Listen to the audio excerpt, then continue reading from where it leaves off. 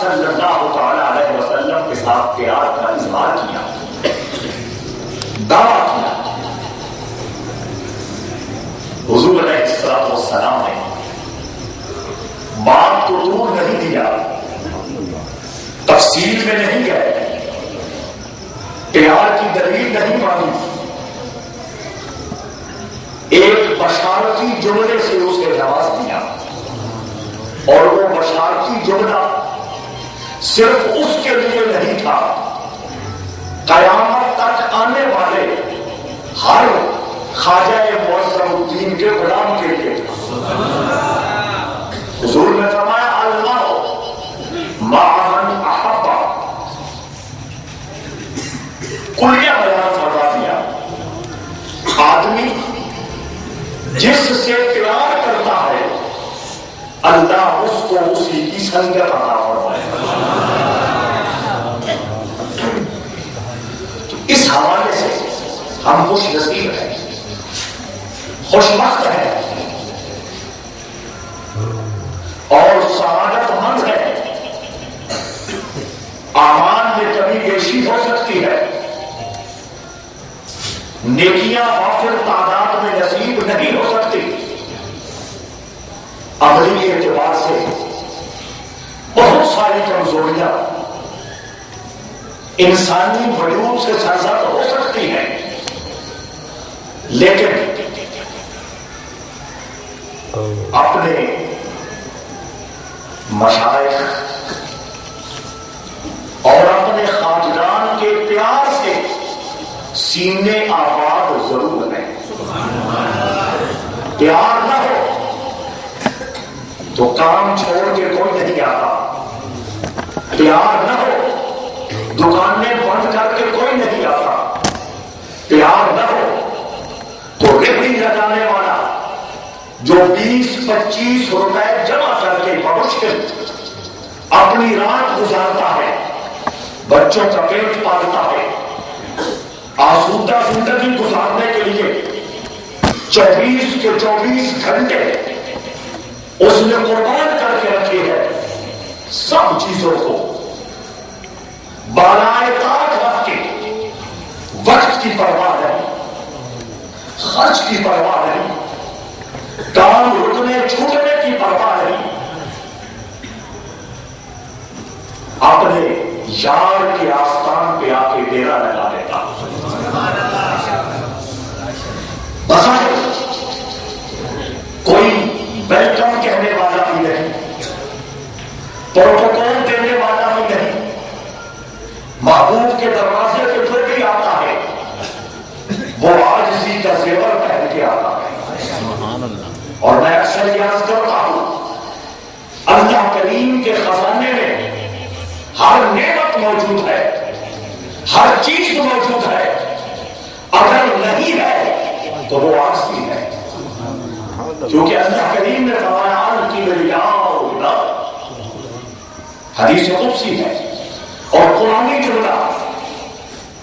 وَلَهُ الْكِبْرِيَاءُ فِي السَّمَاوَاتِ وَالْأَرْضِ، حدیث قدسی نے فرمایا بڑائی میری چادر ہے، اور قرآنی جملہ یہ عطا فرمایا کہ آسمانوں اور زمینوں کی ساری بڑائی اللہ کے لیے خاص ہے، اس کے علاوہ ہر شخص کو عاجزی ہی زیب دیتی ہے، عاجزی ہی زینت ہے، عاجزی ہی زیب ہے، عاجزی ہی زیور ہے۔ اسی لیے بزرگان دین نے فرمایا جو بندہ مومن اللہ کی بارگاہ میں عاجزی کا تحفہ پیش کرتا ہے، اللہ کو اتنی خوشی ہوتی ہے، اتنی مسرت ہوتی ہے کہ یہ وہ چیز میری بارگاہ میں پیش کر رہا ہے جو میرے خزانے میں نہیں ہے۔ سبحان اللہ۔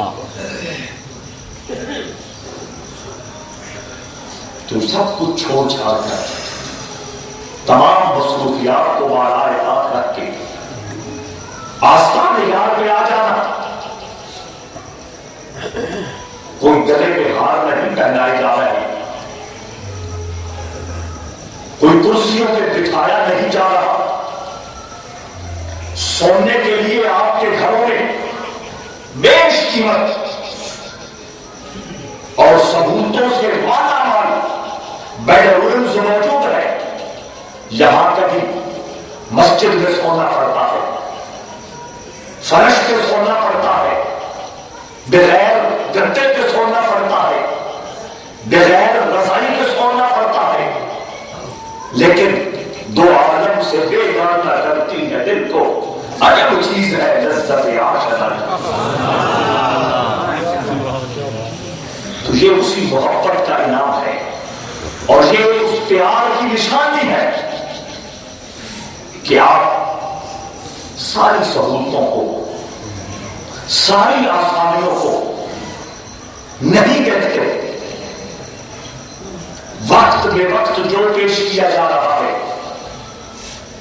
مزاج کو لگتا ہے یا نہیں, طبیعت کو سود آتا ہے یا نہیں, صحت کے حوالے سے پرہیز ہے یا بد پرہیزی ہے, آپ اس نقطے پہ عمل کر رہے ہیں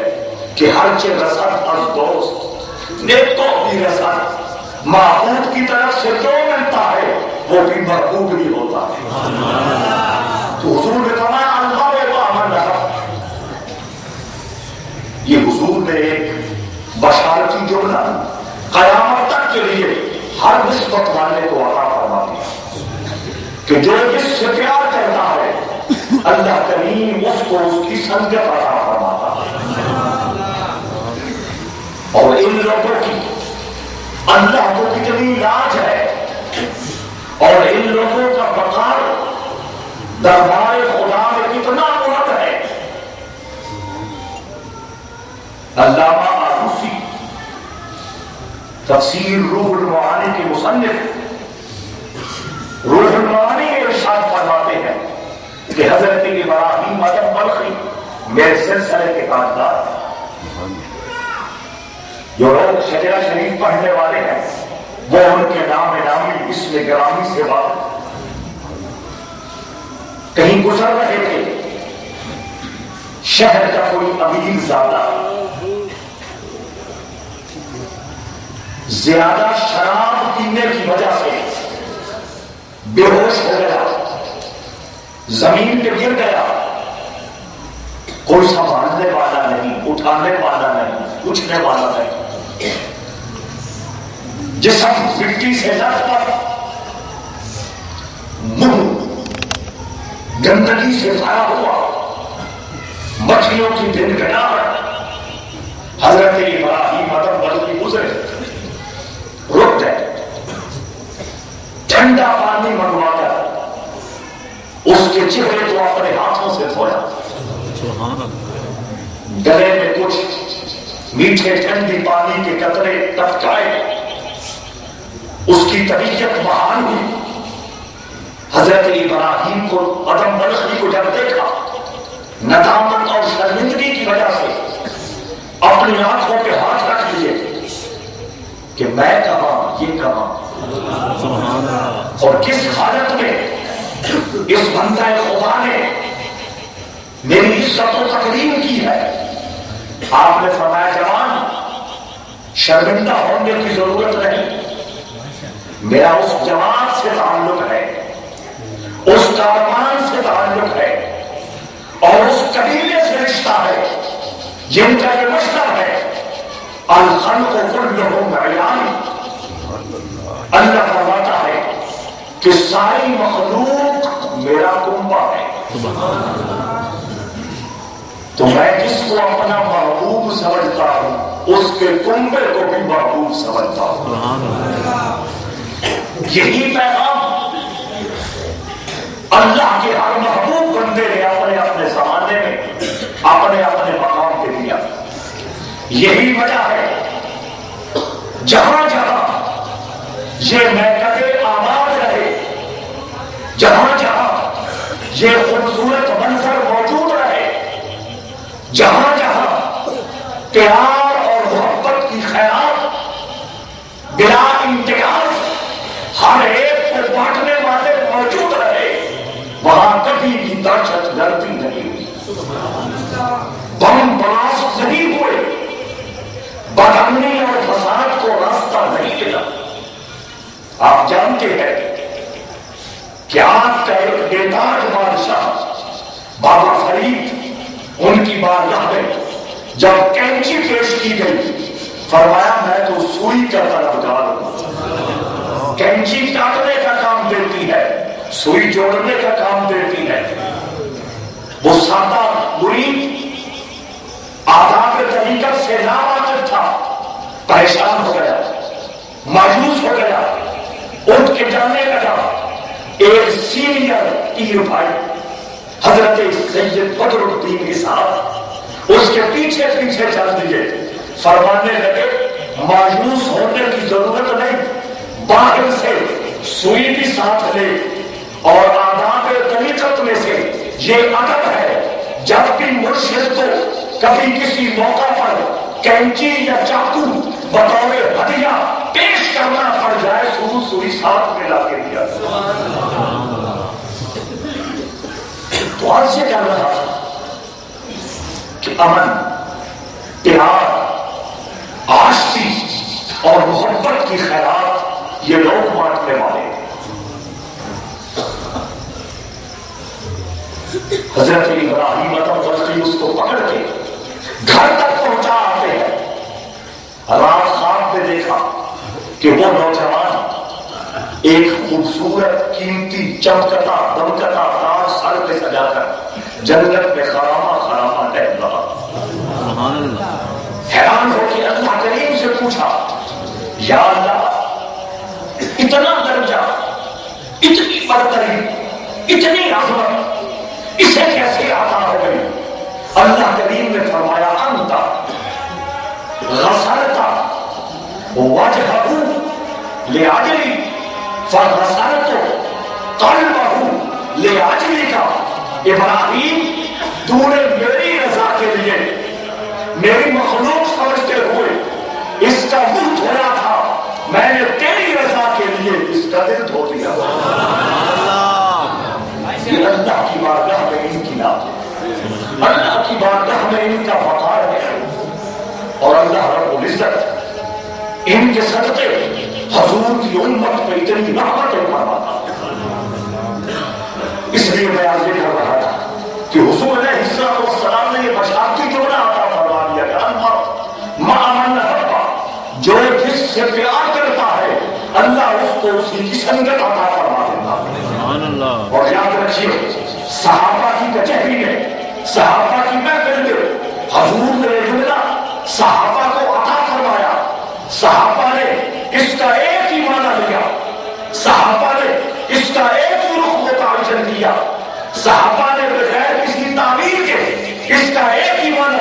آگے امت تک پہنچایا۔ توجہ چاہتا ہوں، سیدنا صدیق اکبر، سیدنا فاروق اعظم، سیدنا عثمان غنی،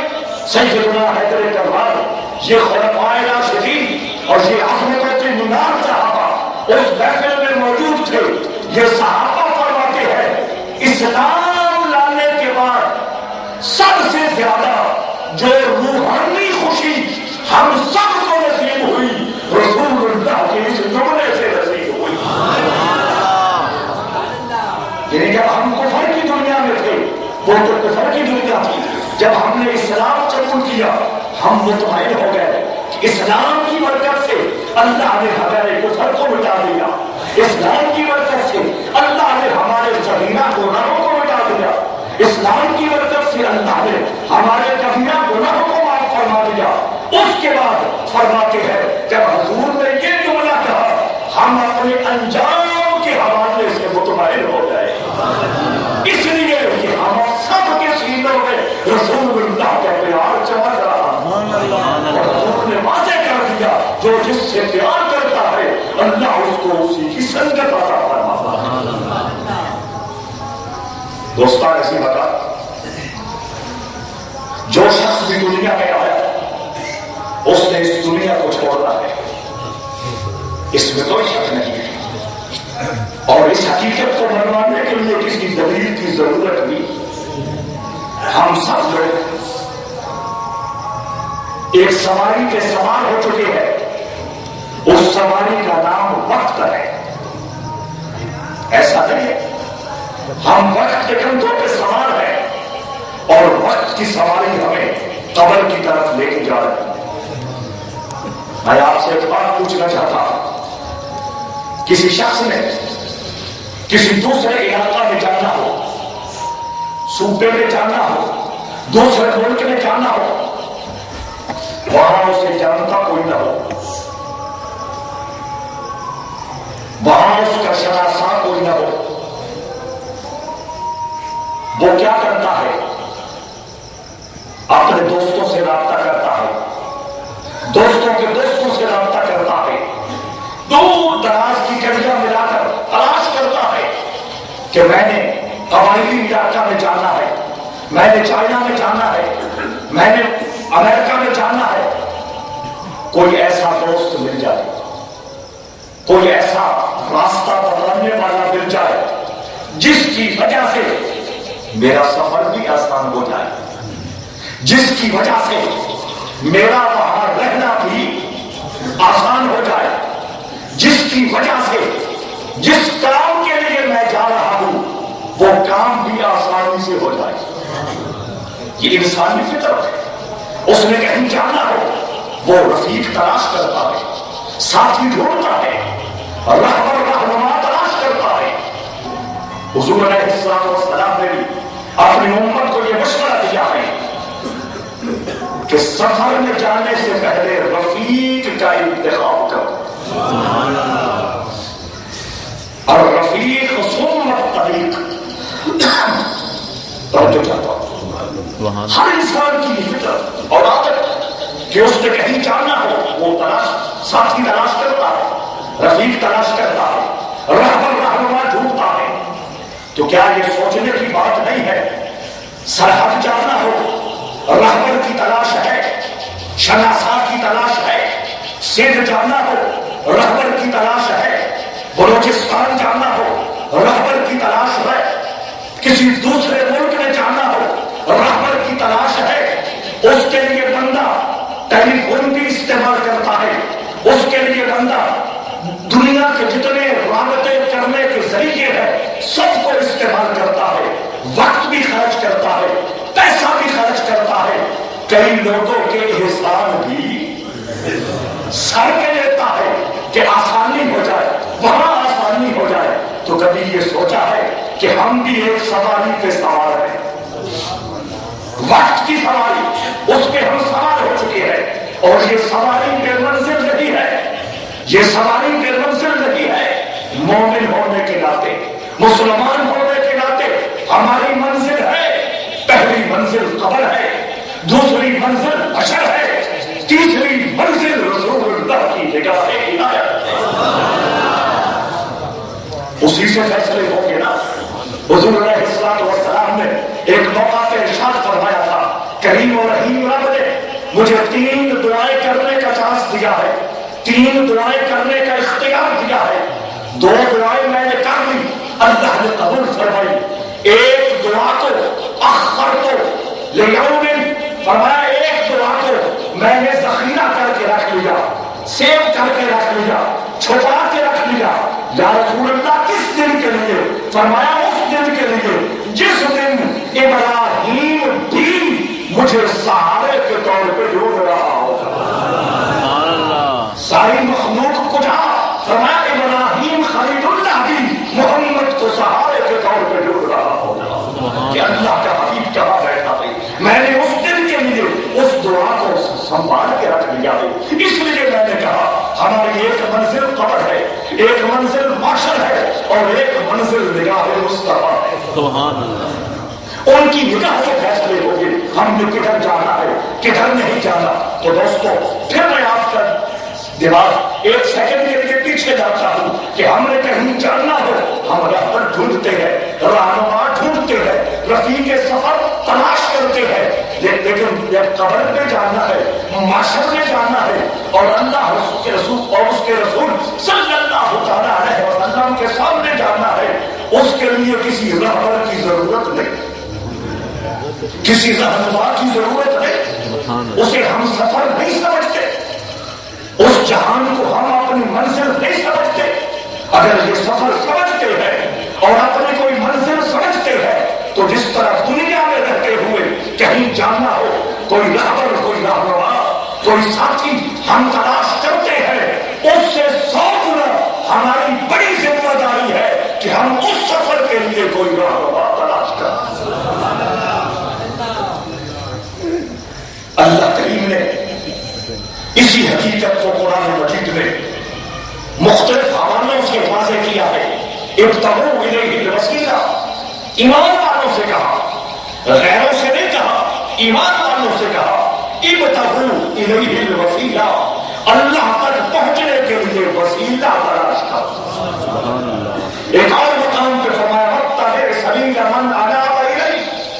پیچھے صرف وسیلہ کا لفظ بولا، اب اللہ نشانیاں بھی بیان کر رہا ہے کہ جن کو وسیلہ بنانا ہے ان کی نشانیاں کیا کیا کیا کیا ہونی چاہیے۔ ان نشانیوں میں سے ایک نشانی یہ بیان کی ہے واتبع سبیل من اناب الیہ، اللہ فرماتا ہے اگر تو نے کسی کو فالو کرنا ہے، تو نے کسی کے پیچھے لگنا ہے، تو نے کسی کی تابعداری کرنی ہے، تو نے کسی کی فرمانبرداری کرنی ہے، تو اس کو تلاش کر جو پہلے میری بارگاہ میں گر چکا ہو،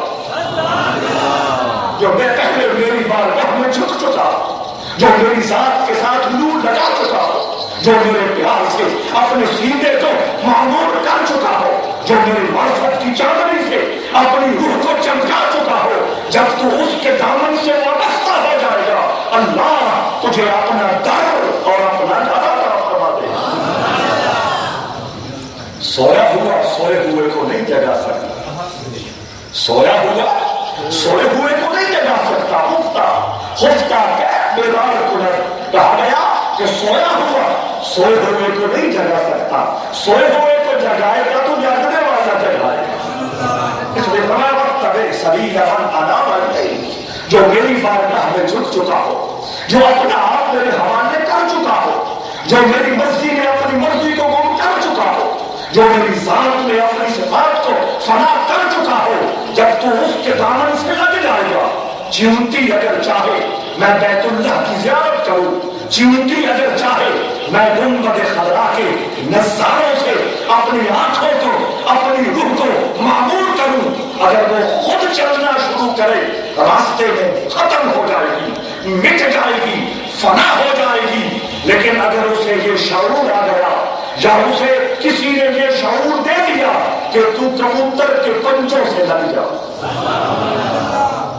پھر کوئی دیر نہیں لگے گی، نہ کوئی راستے میں رکاوٹ ہوگی، نہ کوئی پتھر آئے گا، نہ کوئی سیلاب آئے گا، نہ کوئی آندھی آئے گی، نہ ہاتھی کا پاؤں آئے گا، نہ اونٹ کا پاؤں آئے گا، نہ کسی انسان کے قدموں کے نیچے آ کر وہ مسلی جائے گی۔ اس نے انتخاب ٹھیک کیا ہے، اس نے رفیق ایسا بنایا ہے جس کو اللہ نے قوت پرواز عطا کی ہے، اور وہ اس کی برکت سے اپنے منزل پہ پہنچنے والا ہے۔ جو اس کے ساتھ لگ گیا، ہم بھی چیونٹیاں ہیں، ہم بھی کیڑیاں ہیں، اس راہ میں ہم اس لیے رفیق تلاش کرتے ہیں، ہم اس لیے رہبر تلاش کرتے ہیں، ہم اس لیے رہنما تلاش کرتے ہیں کہ یہ پہلے اپنے رب سے جڑ گئے ہیں، اپنے رب سے ان کا تعلق مستحکم ہو گیا ہے۔ اللہ اکبر۔ اس دربار میں جب آپ جاتے ہیں، اس دیوار پہ آپ کیا لکھا نہیں دیکھتے؟ خواجہ سعید الدین نے کہا تھا تو شہباز قصر اللہ مکانی باشتان تعیش بها من خرامی بمن یکجرها از درد بها ز سوز حافظ و صاحبی و جامی۔ اپنے اللہ کی بارگاہ میں خواجہ سعید نے التجا کی تھی، مولا تو اس مقام پہ رہتا ہے جسے مقام نہیں کہا جا سکتا، تو مکان اور مقام کی حد بندیوں سے بالا ہے، تو لامکان میں رہنے والا ہے۔ تو اپنی کیفیات کے اعتبار سے، اپنے جلووں کے اعتبار سے، اپنے انوار و تجلیات کی روح سے ساری مخلوق میں دیکھنے والوں کو چمکتا ہوا نظر آتا ہے، دیکھنے والوں کو چمکتا ہوا نظر آتا ہے۔ میری بھی یہی التجا ہے، میری بھی یہی آرزو ہے، جس طرح تو نے حافظ شیرازی کا سینہ چمکایا تھا، جس طرح تو نے جامی کے سینے کو محبت رسول کی دولت سے مالا مال کیا تھا، جو شراب محبت اور شراب عشق ان کو ملائی تھی، اس کا ذرہ اس مسکین کو بھی عطا فرما۔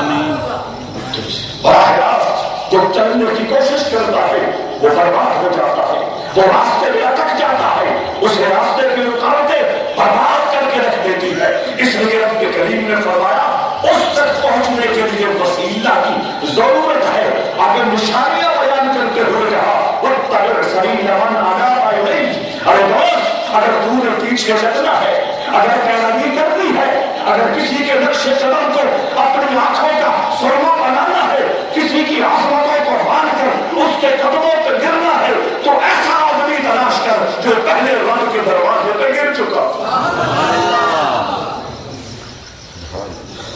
اور اسی حقیقت کو رب کریم نے ایک دوسرے انداز میں بھی کھولا، فرمایا یا ایھا الذین آمنوا اتقوا اللہ وکونوا مع الصادقین۔ یہاں بھی لوگوں سے نہیں،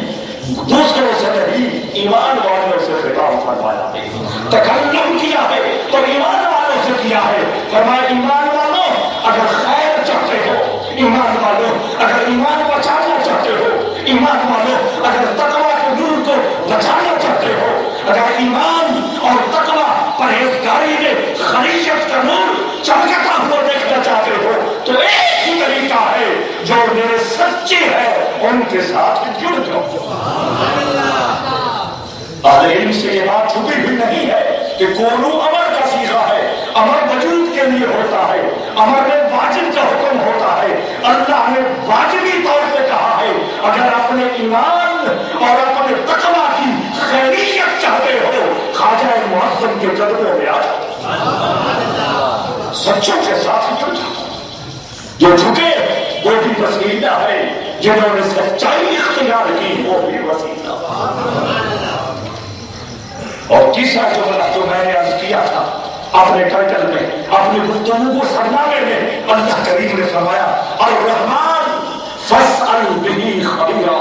بات وسیلے کی ہو رہی تھی، وسیلے کے بغیر اس درگاہ تک پہنچنا ممکن نہیں ہے۔ آگے نشانیاں بیان کی جا رہی ہے، فرمایا ایک نشانی یہ بھی ہے کہ اگر رحمان کے بارے میں کچھ جاننا چاہتے ہو، دنیا جو جانتی ہے ہمیں اس سے کوئی اتفاق نہیں ہے۔ دنیا توحید کا معنی، دنیا توحید کا مفہوم، دنیا توحید کا راز جو ہمیں سمجھانا چاہتی ہے اس سے ہمارا کوئی سروکار نہیں ہے، ہمارا کوئی تعلق نہیں ہے۔ حضرت داتا گنج بخش فرماتے ہیں توحید پوچھنا ہے تو جنید بغدادی سے پوچھو۔ جب دنیا سے چلے گئے اللہ کی بارگاہ میں حاضر ہوئے، اللہ نے پوچھا تھا جنید میرے لیے کیا لے کے آئے ہو؟ جنید نے بڑے ناز سے کہا تھا مولا توحید۔ میں نے کسی کو نہیں مانا، میں نے کسی کو نہیں جانا،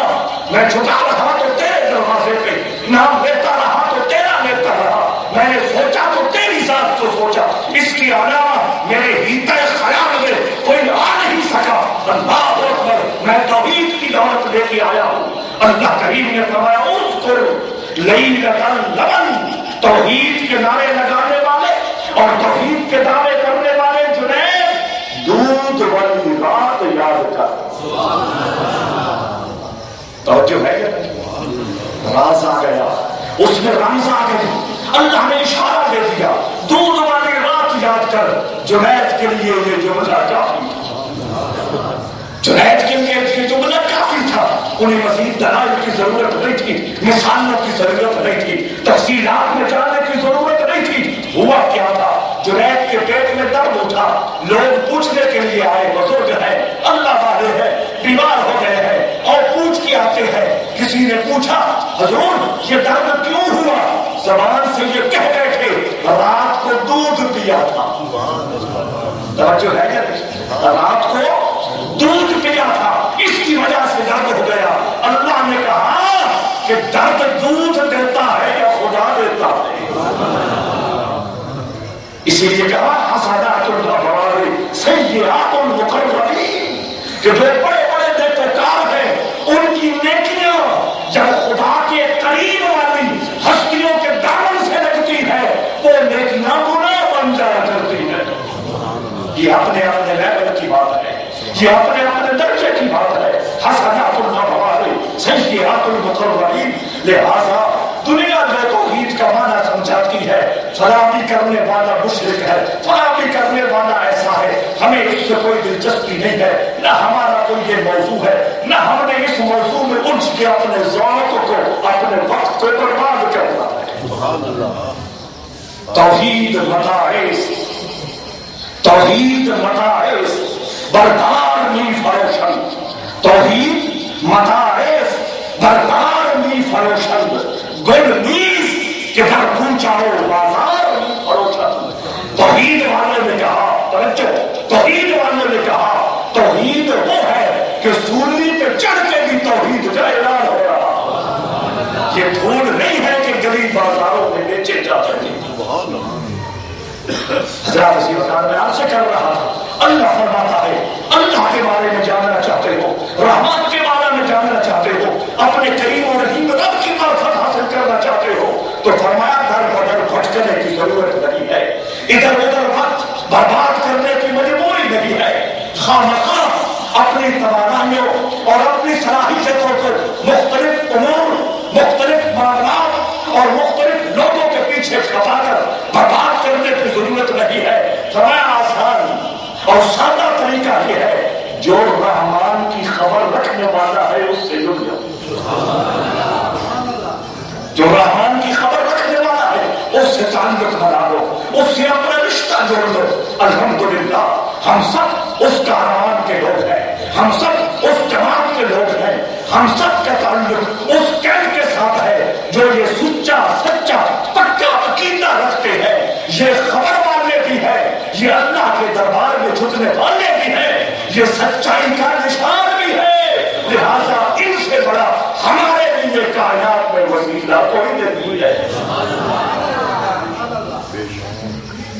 میں ایک بات عرض کرنے لگا تو بھرپور توجہ چاہوں گا، کوئی شخص اگر کسی دنیا دار کے حوالے سے کوئی بڑا آدمی ہو، وزیر ہو، مشیر ہو، کسی بڑے منصب کے بیٹھنے والا، اللہ کسے چاہے عزت دے، ہمیں اس سے کوئی دلچسپی نہیں، کیونکہ اللہ کریم نے یہ واضح کہا ہے قُلِ اللَّهُمَّ مَالِكَ الْمُلْكِ تُؤْتِي الْمُلْكَ مَن تَشَاءُ۔ اللہ کے ہاتھ میں ساری خدائی کا جادو ہے، وہ جسے چاہے عزت دے، جسے چاہے نیچا کر دے، اس سے ہماری کوئی دلچسپی نہیں ہے۔ جسے اللہ وسعت دے دے، مشیر بنائے، وزیر اعلیٰ بنائے، وزیر اعظم بنائے، جو عہدے دے اللہ اس کو نصیب فرمائے۔ میں بات کرنے لگا ہوں، کوئی دنیا دار ہو، بڑے مرتبے والا ہو، بڑے عہدے والا ہو، کوئی چھوٹا آدمی اس کے دامن میں آ جائے، کوئی چھوٹا آدمی اس سے وابستہ ہو جائے، کوئی چھوٹا آدمی اس کی نگاہ شفقت میں آ جائے، اس کی نگاہ محبت میں آ جائے، تو وہ چھوٹا آدمی پھر چھوٹا نہیں رہتا، وہ بڑے آدمی کے ساتھ جڑنے کی وجہ سے وہ بڑا کہلاتا ہے، اس کا اپنا ایک تعارف ہو جاتا ہے، اس کا اپنا ایک نام ہو جاتا ہے، اس کی اپنی ایک حیثیت ہو جاتی ہے، برادری بھی سمجھتی ہے، محلے والے بھی سمجھتے ہیں، علاقے والے بھی سمجھتے ہیں فلاں کے پیچھے فلاں کا ہاتھ ہے۔ یہ دنیا میں ہوتا ہے نا، یہ ایک روٹین ہے دنیا کی، ایک پروگرام ہے کائنات میں چل رہا ہے، جو بہت چھوٹا ہو، جس کا اپنا کوئی نام نہ ہو، جس کا اپنا کوئی خاندان نہ ہو، جس کی اپنی کوئی حیثیت نہ ہو، جس کا اپنا کوئی تعارف نہ ہو، جب کسی تعارف والے کے ساتھ جڑ جاتا ہے اور جڑنے کے بعد اس کی نگاہ محبت میں اور اس کی نگاہ شفقت میں آ جاتا ہے، پھر اس کی بھی عزت و آبرو ہو جاتی ہے، وہ بھی لائق تقریب و تعظیم ہو جاتا ہے، لوگ اسے بھی سیلوٹ کرتے ہیں، لوگ اسے بھی سلام کرتے ہیں، لوگ اسے بھی عزت کی نگاہوں سے دیکھتے ہیں۔ میں آپ سے ایک بات کرنا چاہتا ہوں، آج ایک دنیا دار ہو، جو وزیر ہو، مشیر ہو، صدر ہو، وزیر اعلیٰ ہو، وزیر اعظم ہو، جس کے ساتھ اگر کوئی لگ جائے وہ چھوٹا نہیں رہتا، تو یہ جو عزت والے ان کی عزت کے مقابلے میں کسی کی کوئی عزت نہیں ہے، وہی حضرت ابراہیم ادم پڑھتے اللہ اکبر، وزیر بھی محتاج ہے، مشیر بھی محتاج ہے، وزیر اعلیٰ بھی محتاج ہے، وزیر اعظم بھی محتاج ہے، کوئی کتنا لینڈ لارڈ ہو وہ بھی محتاج ہے، کوئی کتنا بڑا سرمایہ دار ہو وہ بھی محتاج ہے، لیکن اللہ نے ان کو کتنا بے نیاز بنایا ہے، اللہ نے ان کو کتنی طاقت اور توانائی عطا کی ہے۔ توجہ چاہتا ہوں، وہی حضرت ابراہیم ادم پرستی تخت چھوڑ کے، تاج چھوڑ کے، بادشاہی چھوڑ کے، دنیا کا سارا کے دنیا کی ساری شان و شوکت چھوڑ کے ایک اللہ کے لیے جب اس کے راہ کے مسافر گئے سالک بن گئے اللہ کا قرب حاصل کرنے کے لیے سب کچھ چھوڑ چھاڑ کے نکل گئے ایک لمحہ یہ آیا دریا کے کنارے بیٹھے توجہ چاہتا ہوں دریا کے کنارے بیٹھے اور اپنا کرتا اتار کر کچھ لوگوں نے دیکھا سی رہے ہیں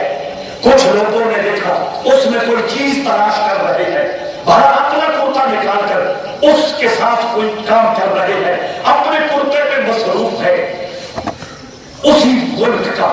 اسی ملک کا ایک بہت بڑا وزیر جو آپ کی کیبنٹ میں رہا تھا آپ کی وزارت میں رہا تھا وہ وہاں سے گزرا اس کے ساتھ شاہی سواریاں ہے نوکر چاکر ہے غلام ہے وہ اپنے ٹھاٹ باٹ کے ساتھ گزرا اس نے حضرت ابراہیم اعظم برخی کو دیکھا کہ یہ وقت کا بادشاہ جس کی نیچے رہ کے ہم نے وزارتیں کی ہے جس کی حکمرانی میں رہ کے جس کی ہم نے نوکریاں کی ہیں آج اپنی قمیض خود اس بے آب و بے ماحول میں بیٹھ کے وہ سی رہا ہے اس نے تنزن دیکھا اور مسکرایا تنزن دیکھا مسکرایا توجہ چاہتا ہوں آپ پیار والے ہیں آپ محبت والے ہیں آپ ایمان والے ہیں آپ وفا والے ہیں آپ نے اس بات کو یاد رکھنا ہے آپ نے زندگی بھر نہ کبھی تو لفظ سے تکلیف دینی ہے نہ اشارے سے تکلیف دینی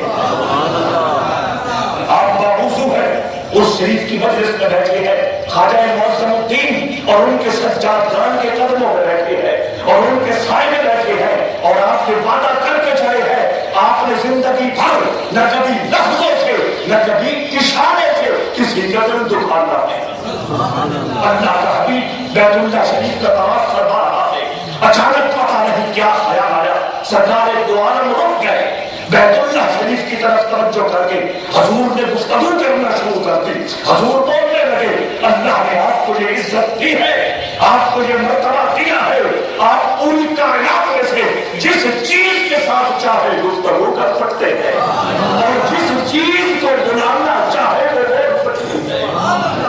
حضرت شیر خدا حیدر کربلا امیر المومنین حضرت علی رضی اللہ تعالیٰ عنہ فرماتے ہیں امام ترمذی نے یہ جملہ امت کے حوالے کیا ہے امام ترمذی فرماتے ہیں کہ حضرت شیر خدا فرماتے ہیں مجھے آج تک وہ پتھر اور آج تک وہ درخت یاد ہے جب ان کے قریب سے گزرا کرتے تھے اللہ کے رسول کے ہمراہ وہ پتھر اور وہ درخت سلام پیش کیا کرتے تھے یہ موضوع نہیں ہے میں اس کا زیادہ نہیں جانا صرف حضور کا ایک مقام بتا رہا ہوں حضرت عظیم حضرت ابراہیم اعظم برخی رحمت اللہ تعالیٰ علیہ وہاں بیٹھے اور حضور نے فرمایا اس بیت اللہ شریف کو فرمایا بیت اللہ تو عزتوں والا بھی ہے مرتبوں والا بھی ہے شانوں والا بھی ہے توجہ چاہتا ہوں باوفا دوستوں کے لیے بہت بڑا پیغام جو سرکار دو عالم نے عطا کیا خواجہ معظم الدین کے روضے کے سائے میں بیٹھ کے آپ تک پہنچا رہا ہوں آپ ذمہ داری سے اس کو نبھانے والے ہوں گے اللہ کے حبیب نے فرمایا بیت اللہ تو عزت والا ہے مرتبے والا ہے شان والا ہے لیکن یہ بات اچھی طرح یاد رکھ بندہ مومن اللہ کی نگاہ میں تجھ سے زیادہ عزت والا ہے ہمیں کسی کا نام نہیں رکھنا کسی کے بارے میں کومنٹس پاس نہیں کرتے کسی کے بارے میں کوئی تبصرہ نہیں کرنا کہ اس کے دل کو ٹھیس پہنچے پہلی محفل میں جامعہ معظمیہ کے آخری سال کے طالب علم حافظ بابو الہی الدین اپنی 15 منٹ کی تقریر میں آپ کو یہی بتا رہے تھے غیبت جسے گلا کہتے ہیں یہ اللہ نے حرام فرمایا ہے رسول کریم نے اسے ناپسند ترین فرمایا ہے اس لیے کہ اس سے مومن کی دل آزادی ہوتی ہے یہ سبق لے کے جانا ہے یہ پیغام لے کے جانا ہے اپنے دل سے عہد کر کے جانا ہے ہم نے کسی کا دل نہیں دکھایا ہم نے اشارے سے بات سے کسی کو تکلیف نہیں پہنچانی حضرت ابراہیم اعظم برخی نے دیکھا کہ اس وزیر کے لبوں پہ چھپی ہوئی مسکراہٹ جس کے اندر طنز چھپا ہوا ہے آپ سمجھ گئے توجہ چاہتا ہوں اللہ کا محبوب بندہ فقیر کامل عام حالات میں توجہ چاہتا ہوں عام حالات میں کسی کی زیادتی کو کسی کی دی ہوئی تکلیف کو کسی کے دیے ہوئے ظلم کو کسی کی جفا کو اگنور کر دیتا ہے نظر انداز کر دیتا ہے لیکن جہاں معاملہ شریعت کا آ جائے اور جہاں معاملہ خدا کے پیار کا آ جائے وہاں فقیر کی فقیری جان جایا کرتی ہے، کیونکہ وہ غیب کا معاملہ ہوتا ہے اور اللہ کے محبوب بندے اپنے دامن میں کل کائنات میں سے ایک ہی نعمت لے کے بیٹھے ہوتے ہیں جس کا نام غیرت ہوا کرتا ہے۔ اور میری کہنا سمجھ آ رہی ہے؟ حضرت عزیز وقار میں بس تو چاہتا ہوں، میں بات کو سمیٹ رہا ہوں، بات لمبی ہو جائے پھر ساری باتیں یاد رکھنا بھی مشکل ہو جاتی ہے، میں بات سمیٹ رہا ہوں۔ حضرت ابراہیم علیہ السلام نے جب دیکھا کہ اس کے لبوں پہ مسکراہٹ اور اس مسکراہٹ کے اندر چھپی ہوئی طنز، سبحان اللہ، کہ یہ بادشاہ تھا، اتنا بڑا حکمران تھا، اور آج نہ کوئی نوکر نہ کوئی چاکر نہ اس کو پوچھنے والا نہ کوئی سنبھالنے والا، اپنے کپڑے خود دھو رہا ہے، اپنے کپڑے خود سی رہا ہے۔ آپ نے جب دیکھا کہ اس میں تو اللہ کی جو عزتیں ہیں وہ اللہ نے مجھے عطا فرمائی، اللہ نے جو مجھے مرتبے عطا فرمائے ہیں جن کو میں جانتا ہوں یا میرا خدا جانتا ہوں، ان کے حرف آ رہا ہے۔ آپ نے بغیر کچھ لفظ بولے وہ جو سوئی پکڑی ہوئی تھی اس کو اٹھا کے دریا میں پھینک دیا۔ جب انہیں گھوڑ سوار وزیر قریب پہنچا آپ نے فرمایا میری سوئی دریا میں گر گئی ہے، نکال کر دو۔ چین فرما میری سوئی دریا میں گر گئی ہے، نکال کے دو۔ کیوں؟ تو قلمدان والا ہے نا، تو حکومت والا ہے نا، تو نوکر چاکر رکھنے والا ہے نا، تیرے قلم میں طاقت ہے نا، تجھے پھول لگے ہوئے ہے نا، ایک دنیا تیرے نیچے نوکری کرنے والی ہے نا۔ جب تو حکمران ہے، پاور میں ہے، تمنا اور طاقت والا ہے دنیا کے حوالے سے، میرا چھوٹا سا کام سوئی دریا میں گر گئی ہے، اسے نکال کے دو۔ اب اسے کچھ نہ آتا نہ جاتا، وہ ہکا بکا حضرت ابراہیم کے چہرے کی طرف دیکھ رہا ہے۔ وہ صرف سیاسی نعرہ نہیں تھا کہ اس کو متاثر کر دیا جائے۔ اللہ اکبر، حضرت ابراہیم نے فرمایا تو نہیں بولتا تو میں خود نکال کے دکھاؤں۔ وہ کہنے لگا نکالے۔ آپ نے دریا کی طرف رخ موڑا اور دریا کی مچھلیوں سے فرمایا میری سوئی ایک سیکنڈ سے پہلے باہر آنے چاہیے۔ توجہ چاہتا ہوں، دریا میں جتنی مچھلیاں تھی اس ایریے میں وہ سونے کی سوئی منہ میں رکھے کنارے پہ آ گئی۔ جب دیکھا کہ وہ سونے کی سوئیاں لے کے آ گئی، آپ نے اس انسان کی طرف، اس وزیر کی طرف رخ کرتے ہوئے فرمایا اس سونے کو تو میں 3 طلاقیں دے کے یہاں آ گیا تھا، میں نے انہیں کیا کرنا ہے، مجھے میری اپنی سوئی چاہیے۔ میں آپ کے ذہن میں بات بٹھا رہا ہوں، کتنی طاقت ہوتی ہے اور کتنی قوت ہوتی ہے رب کریم نے ان کو عطا فرمائی۔ یہ آپ کا شہر جس کا پرانا نام مرولیا والا، اس مرولیا والا کو موسم آباد میں کنورٹ کرنے کے لیے، مرولیا والا کو موسم آباد کے خوبصورت نام میں تبدیل کرنے کے لیے سرکاری طور پر بہت کوشش کی گئی۔ اس خاندان کے ایک بہت محترم رشتہ دار مہر حمد زبرا صاحب موجود ہے، آپ ان سے تصدیق کر سکتے ہیں کہ انہوں نے سرکاری طور پہ باقاعدہ دفتری رنگ میں رنگین ہو کر اس نام کو تبدیل کرنے کے لیے کتنی کوششیں کی، 1000 جگہ پہ گئے، کتنے دروازے کھٹکھٹائے کہ نام تبدیل ہو جائے، لیکن آخر کار جواب یہ آیا کئی سالوں کے بعد کہ مرولیا والا ہی رہے گا، کیونکہ نام تبدیل کرنے پر گورنمنٹ کو خرچ کرنا پڑتا ہے، اور خرچ ایسا ہے نا، محکمہ تعلیم میں بھی کاغذ تبدیل ہو گئے، محکمہ صحت میں بھی کاغذ تبدیل ہو گئے، پٹوار میں بھی کاغذ تبدیل ہو گئے، اور گورنمنٹ کو کیا دلچسپی ہے، یہ تو عقیدت والوں کو نام کے ساتھ دلچسپی ہے، گورنمنٹ کو کیا دلچسپی ہے؟ انہوں نے کہا نہیں یہ نہیں ہو سکتا۔ خواجہ غلام سعید الدین رحمت اللہ تعالی علیہ نے سادے کاغذ پر اپنے ہاتھوں سے درخواست لکھوائی اور اپنے سائن کیے، اس میں ایک ہی بات لکھی، یہ خواجہ معظم الدین کا گھر ہے، خواجہ معظم الدین خدا کے محبوب بندے اس زمین پہ آرام فرما ہے، ان کی نسبت سے ہماری آرزو ہے اس شہر کا نام مرولیا والا کی بجائے معظم آباد ہو جائے۔ عام کاغذ پر، سادہ کاغذ پر، عام دستخطوں کے ساتھ، عام ڈاک میں لیٹر گورنر غلام جیلانی کو پوسٹ کیا گیا، وہ نہ معظم آباد کو جانتا ہے ظاہری طور پہ، نہ خواجہ سعید کو جانتا ہے، نہ خواجہ معظم الدین کو جانتا ہے،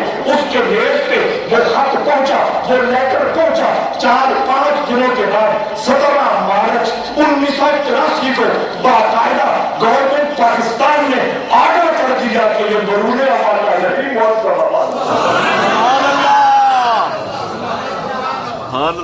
پاور یہ ہے، طاقت یہ ہے۔ تو میں آپ کا ذہن اس طرف لا رہا ہوں کہ اگر ایک عام دنیا دار انسان کے ساتھ جسے اللہ نے دنیا میں عزت اور طاقت دے رکھی ہے، اگر کوئی اس کے ساتھ جڑ جائے، اس کے قدم زمین پہ نہیں ٹکتے، تو جن کو حقیقی عزتیں دی ہے، حقیقی طاقتیں دی ہے، حقیقی پاور دی ہے، جو ان کے ساتھ جڑ جائے، جو ان سے وابستہ ہو جائے،